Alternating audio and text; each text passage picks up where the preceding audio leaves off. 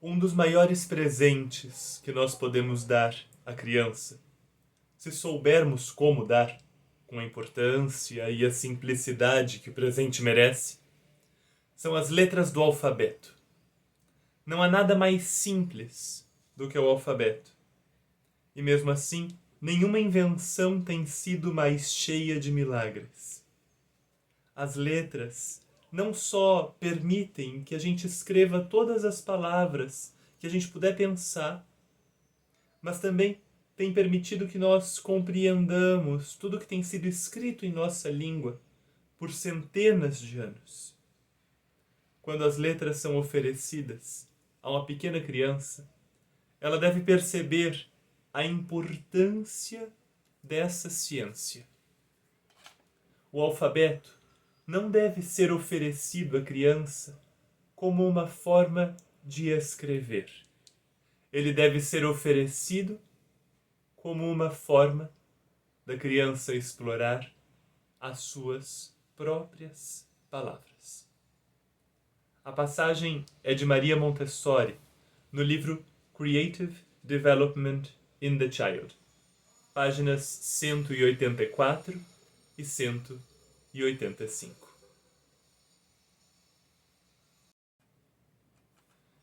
Quando a Montessori nos fala de presentes para a criança, ela tem uma lista longa, não é? O presente da liberdade, o presente da observação, o presente da escolha, o presente da acessibilidade, o presente da materialização de abstrações. A lista de presentes que a Montessori tem para a gente dar para a criança não é pequena. E, no entanto, ela fala das letras como um dos maiores presentes disponíveis. E, pessoalmente, eu preciso dizer que elas são mesmo.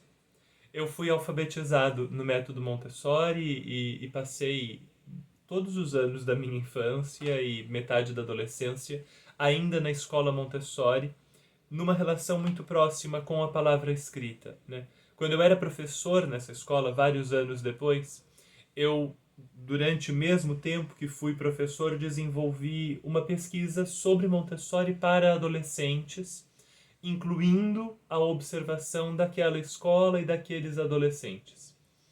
E muito interessante, assim, a pesquisa toda, não é? Muito interessante, mas num dado momento eu vi um menino escrevendo muito, muito, assim. Fazia horas que eu observava o menino e fazia horas que ele escrevia. E eu fui até ele e perguntei: escuta, você sabe quanto você já escreveu hoje? E ele me olhou com total sinceridade e falou: não sei, não sei. Eu falei: tudo que você escreveu tá aqui? Ele falou: tá. E aí eu perguntei se podia pegar uma pilha de papel ao lado dele. E naquele dia ele tinha escrito à mão 16 páginas, assim, de trabalho, né?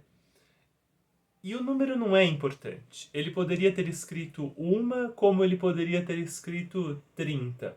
O número não é o mais importante. O importante é que ele não estava cansado. Ele estava escrevendo e ele estava conversando com um colega na frente dele sobre aquilo que ele estava estudando, e de vez em quando ele parava um pouco e vinha conversar com um dos professores da sala e ele continuava escrevendo.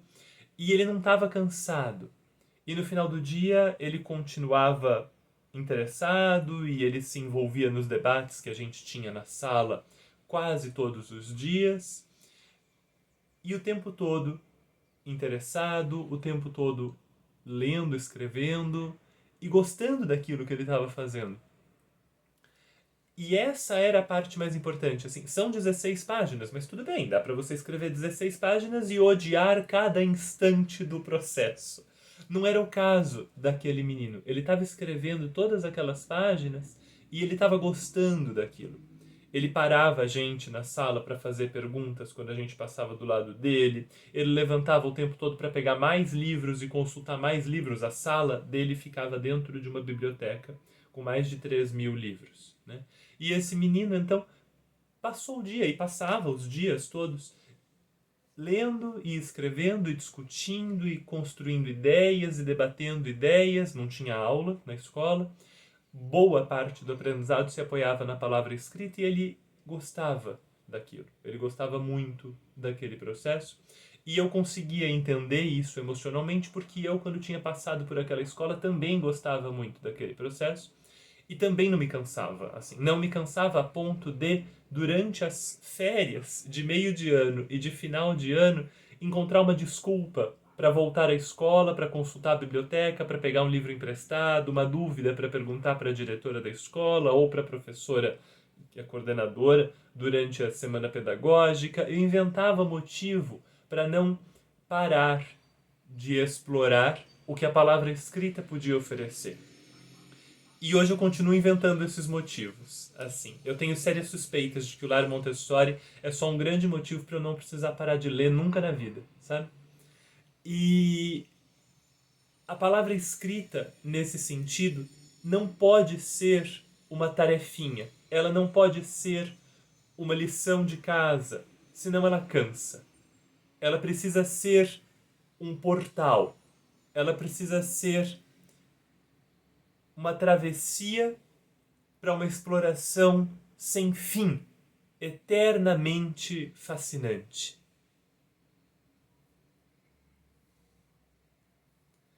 Se a gente tiver a possibilidade de oferecer a palavra escrita, o alfabeto, a vida dessa forma para a criança pequena, então ela se apaixona, porque, claro, é apaixonante. Ela se apaixona porque é a única conclusão possível de um processo baseado em fascínio, em interesse, em descoberta, em exploração. E tudo deve ser oferecido dessa forma para a criança. Nada deve ser oferecido à criança como uma lista de tarefas destruidora de interesses. Uma lista de tarefas coloca objetivos, e se a gente persegue objetivos, a gente não consegue curtir o processo, porque a gente só está fazendo aquilo para chegar no objetivo. Então, se eu digo à criança que ela precisa escrever 3 palavras hoje, ou 5 palavras hoje, antes de poder brincar, ela não vai escrever as palavras para se expressar, ou para descobrir palavras novas, ou para testar possibilidades de escrita. Não, ela vai escrever 5 palavras para se livrar daquilo para poder brincar. E então, não existe nenhuma forma de destruir o prazer do envolvimento com a palavra escrita que seja mais eficaz do que trocar meia dúzia de palavras por 30 minutos de diversão. As palavras têm que ser não exatamente a diversão, mas o fascínio. Porque as melhores coisas da vida, elas não são exatamente divertidas, né, gente? Se você pensar nas coisas mais legais que você viveu, nas coisas mais importantes que você viveu, essas coisas não foram necessariamente divertidas. Divertida provavelmente não é a palavra que você usaria para se referir a essas experiências. Interessante, impactante, transformadora, mas provavelmente não só divertida.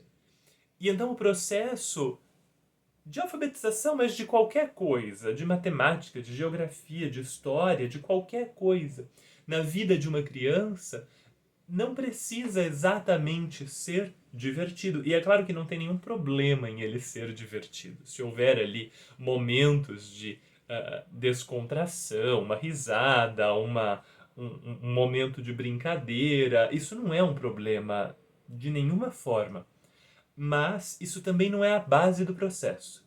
A base do processo, no caso da alfabetização, é a exploração e a descoberta.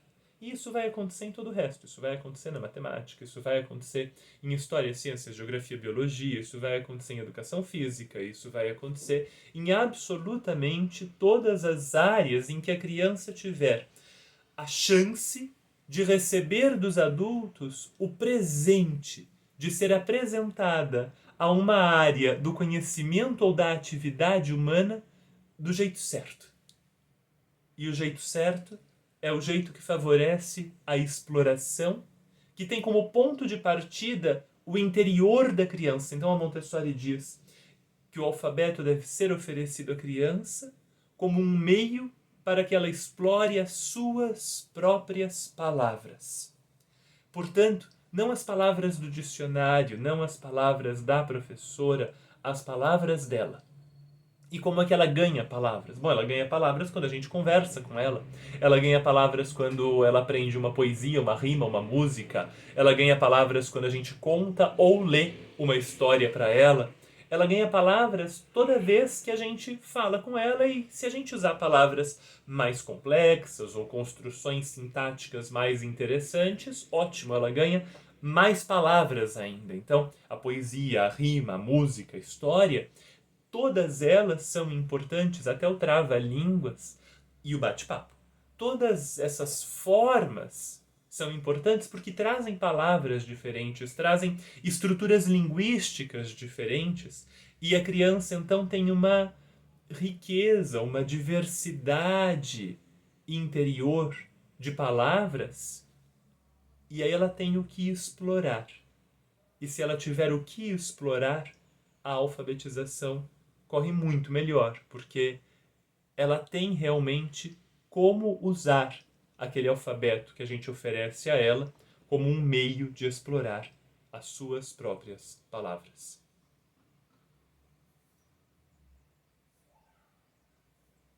E aí o que a gente faz em seguida é que a gente pega essas palavras que a criança já tem e a gente começa a mexer com elas. Então, a gente começa a mexer com os sons dessas palavras. Ela conhece, por exemplo, a palavra caneta. E ela conhece, por exemplo, a palavra lápis. E então eu posso colocar uma caneta e um lápis na frente dela e dizer para ela: daqui de onde eu tô, eu vejo alguma coisa que começa com K. K. E eu espero que você esteja escutando esse som bem legal aí no podcast. É o som do C. K. Daqui de onde eu tô, eu vejo alguma coisa que começa com K.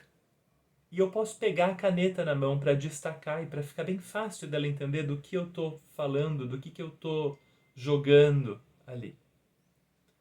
E ela vai dizer caneta. É a caneta. Daqui de onde eu tô, eu vejo alguma coisa que começa com L. E eu faço o som do L. Alguma coisa que começa com L. E ela vai dizer lápis. Eu digo isso, lápis. L, lápis, lápis. E eu faço esse jogo com vários objetos que ela conheça, palavras que ela já possua. Porque o que eu estou oferecendo para ela é um caminho para que ela explore as suas próprias palavras. E depois eu vou decompondo mais, e em vez de trabalhar com o som inicial, eu trabalho com o som final, eu trabalho com o som do meio, um som tônico, um som forte na palavra. Depois eu trabalho com todos os sons da palavra. Daqui de onde eu tô, eu vejo uma K, A, N, E, T, A. E é uma caneta decomposta em cada um dos seus sons mais básicos. E então eu vou explorando.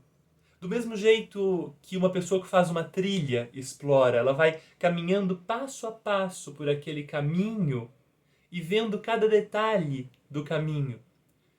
E se eu vou explorar as minhas próprias palavras, eu devo ver cada detalhe das minhas palavras, cada som que compõe essas palavras. E isso forma, então, a base para tudo que vem em seguida. Em seguida vem muito, vem todo um trabalho com a associação daqueles sons que ela viu nas palavras e com as letras, com as formas das letras. A gente tem um material chamado letras de lixa.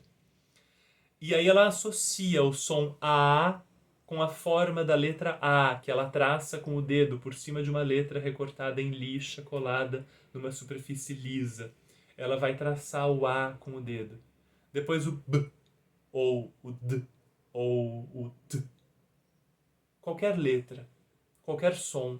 Ela já sabe os sons, porque ela jogou com muitas palavras, ela quase brincou ou ela trabalhou com muitas palavras e ela sabe muitos sons.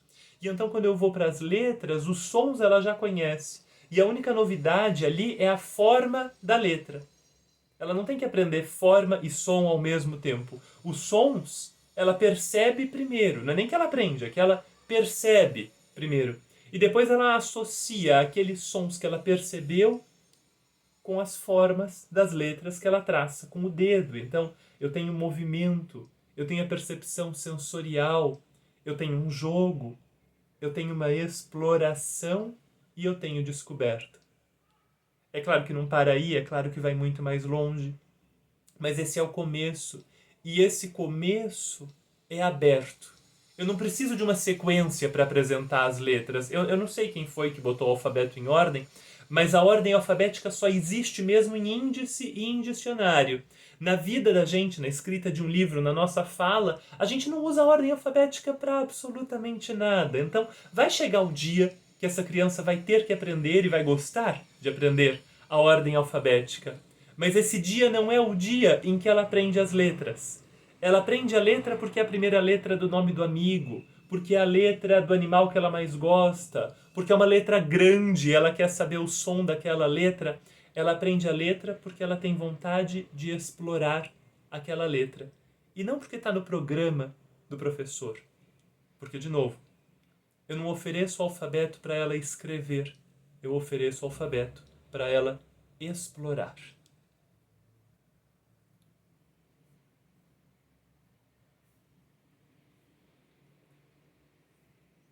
Eu acho que você já sabe, mas o Lar Montessori está com inscrições abertas para o curso de alfabetização em Montessori.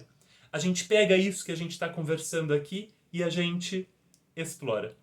A gente explora de forma mais profunda, mais longa, mais cuidadosa. E ao longo das 4 grandes aulas do curso, são 4 grandes aulas de 1h30 mais ou menos, a gente vai passar por todo o percurso, desde a preparação para a alfabetização, a preparação motora, a preparação do corpo, a preparação sensorial, a preparação da mente cognitiva, até o início da escrita e da leitura. Todo esse processo a gente vai ver junto, no embasamento do ponto de vista do desenvolvimento, no embasamento teórico do material montessoriano. A gente vai entender por que cada material vem antes ou vem depois. E a gente vai poder explorar o caminho que a criança percorre com interesse, com fascínio, na direção da descoberta do alfabeto e depois do uso do alfabeto para a exploração das suas próprias palavras. Se você não se importa, eu quero ler para você um comentário que me deixou muito contente, porque eu levo ciência a sério. E nesse curso, além da gente usar várias referências fundamentais do método Montessori como base, a gente usa aquilo que nós sabemos sobre desenvolvimento da criança. A gente começa o curso falando do cérebro da criança. E a Elaine Minatel de Castro, que é da fonoaudiologia, escreveu: foi excelente, ela fez o curso com a gente ano passado. Foi excelente. Aplico as ideias na minha prática clínica e também com o meu filho, agora com 4 anos. A estimulação da consciência fonológica, o conhecimento dos sons da língua é essencial para a alfabetização. O Gabriel explica tudo com tanta propriedade que parece um profissional da fonoaudiologia. E aí ela tem risadas e eu também. Apesar de bastante conteúdo teórico e prático, o curso é leve, muito bem elaborado e eu recomendo muito. E eu agradeço a Elaine por esse comentário e quero deixar aqui a sugestão para você. As inscrições duram mais alguns dias, vão até o dia 28 de agosto, estão já abertas. E se você usar o link que está aqui na descrição do episódio, você tem 20% de desconto na sua inscrição. O curso fica disponível para você por 1 ano. E além do curso, das 4 grandes aulas do curso e de uma aula especial no início do curso também com 2 horas, depois dessas 5 aulas, a gente vai ter outras 4 aulas de 2 horas cada uma, só trabalhando com as dúvidas de vocês. Além disso, A gente vai ter também um fórum que fica funcionando 24 horas por dia por um mês, para você colocar todas as dúvidas que você tiver. Nenhuma dúvida fica sem resposta. Ou eu respondo no fórum, ou eu respondo nas nossas lives, nos nossos bate-papos ao vivo de perguntas e respostas. Esse curso é uma alegria para mim. Você já sabe agora por quê. Você sabe de todo o envolvimento e o amor que eu tenho pela alfabetização em Montessori. E esse curso já esteve nas casas e nas escolas de mais de 2.000 crianças. E todos os retornos que eu recebi até hoje foram de crianças muito mais felizes, muito mais interessadas, aprendendo sim muito mais rápido, mas para além disso e acima disso, aprendendo melhor, com mais alegria, com muito mais interesse, com fascínio mesmo. E aprender, gente, é muito pouco. A gente quer o fascínio. Então, fique convidada, fique convidado para o curso de alfabetização em Montessori do Lar Montessori.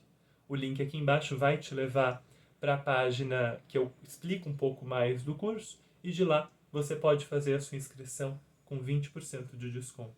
Tá bom? Muito obrigado. O meu nome é Gabriel. Esse é o podcast do Lar Montessori e a gente se encontra de novo na semana que vem. Até lá e um abraço. Até lá e um abraço.